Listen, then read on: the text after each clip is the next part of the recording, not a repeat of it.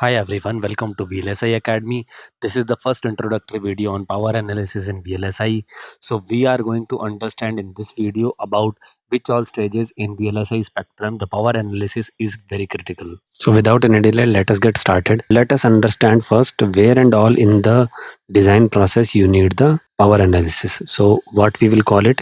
We will call it understanding of power analysis during design process.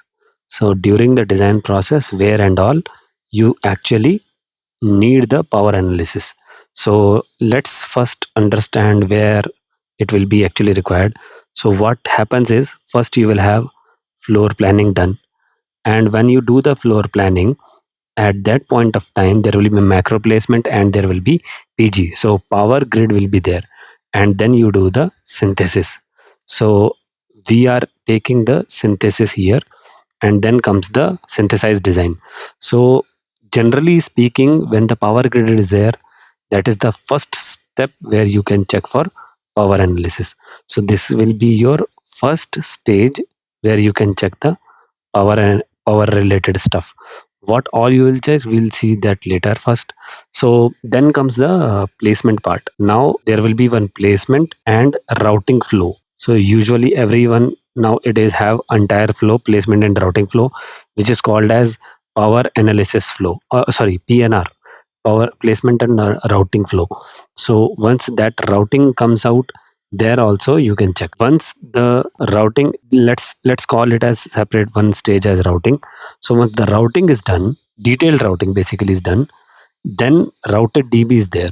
On that again you can check for power analysis. So this is your second stage where you will check for power analysis and everything else. This is your detailed routed DB, and then comes the third step. So once that LVS DRC is clean, after that, so let's say you have extraction done and you have LVS and DRC cleaned up. So at that time you will again do the power analysis. So that goes to tape out. So broadly speaking, this is how it is.